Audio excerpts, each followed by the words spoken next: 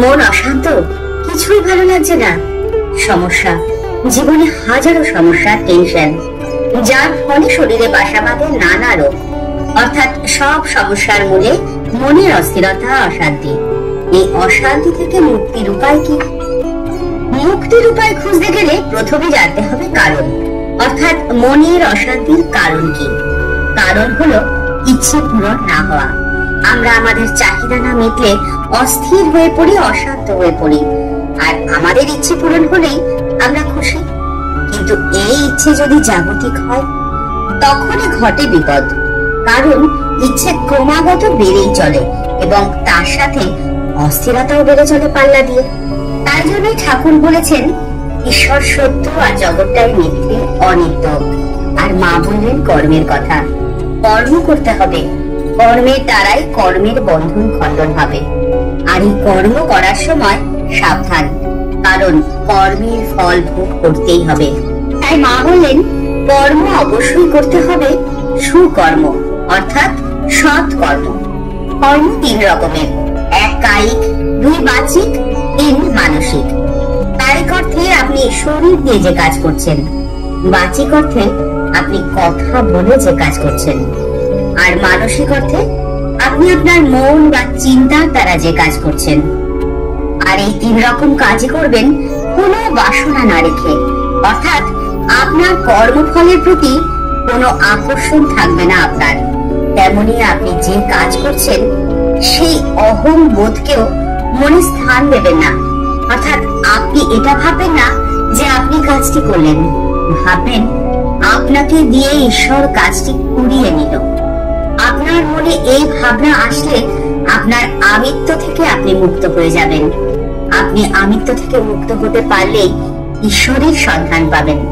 প্রতিদিন আমাদের ইচ্ছে বা আশা পরিবর্তন হতে থাকে, আর জাগতিক বস্তুর প্রতি ইচ্ছে অত্যন্ত ভয়ঙ্কর, কারণ এর কোনো শেষ নেই।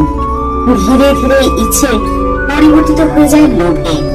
এই লোভ কিসের? এই লোভ অর্থের, নাম, যশ, প্রতিপত্তির।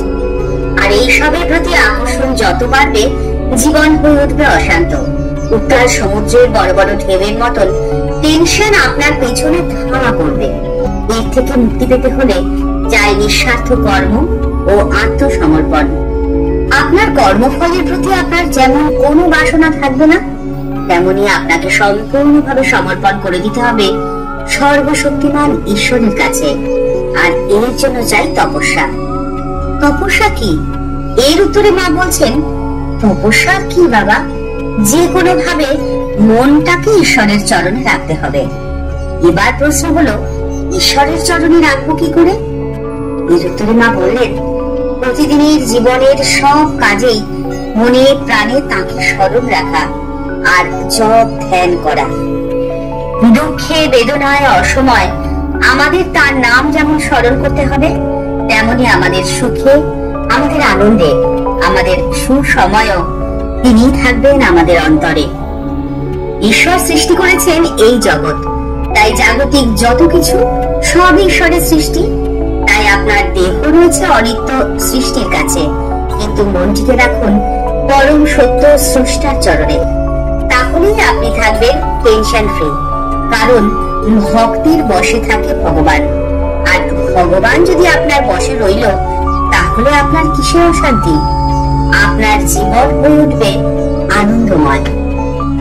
তাই ঈশ্বরের চরণে আপনাদের সকলের মঙ্গল কামনা করে আজকের ভিডিও এখানে শেষ করছি। দেখা হচ্ছে পরের ভিডিওতে। ভিডিওটি ভালো লাগলে একটি লাইক করার অনুরোধ করলাম।